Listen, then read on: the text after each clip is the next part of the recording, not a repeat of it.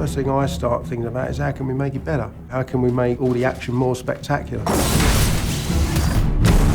My duties are fairly wide-ranging. Smoke, wind, fog, rain, explosions, big rigs, gadgets, trains crashing through the ceiling.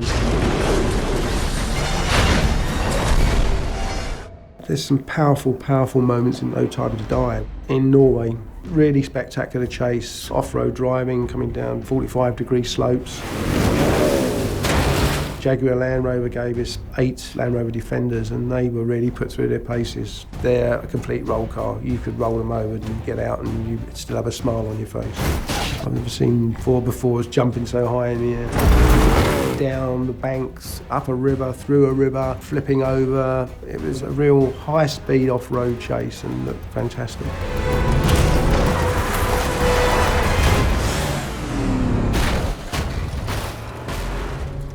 The explosion on the trawler, we had to be mindful that it was a real trawler. So we had to do it in such a way that we could guarantee we weren't going to damage it.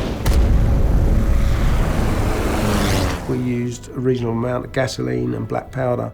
Once established that was how it was going to sink, we then started to create the rig that could do that. It's my favourite rig on the film, I have to say. I love those mechanical rigs where you program them. We turned it through 90 degrees actually, so all the staircases were at a funny angle, the engines were at a funny angle. We injected huge amounts of compressed air into it to give the appearance of it sinking. I spent 3 or 4 days rolling it over, testing when to drop it, when to roll it, how deep we roll it. You have to feel a rig like that, so then when Daniel and Jeffrey come in, I can talk with complete confidence about what's going to happen. And when we actually filmed it, it went like clockwork.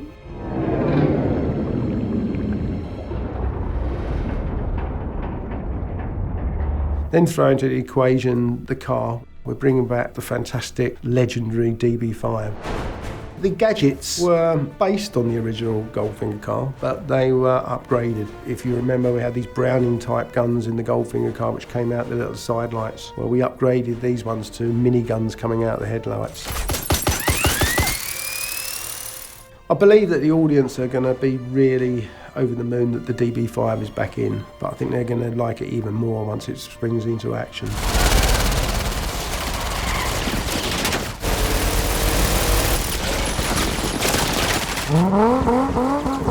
And having done all of Daniel's Bond films, it was a particularly poignant moment for me. I wanted to make sure he got sent off in a great way, so we went all out with these explosions to make them look dynamic, spectacular and fit for a good end.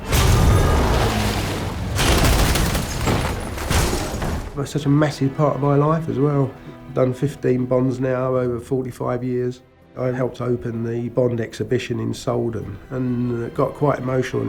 It was like watching the last 45 years of my life. It's like these display cases and you press a button and it lights up. It might be a gadget, a wristwatch or something that you wore. And the very first one I pressed was a ski stick that I made when I was 17.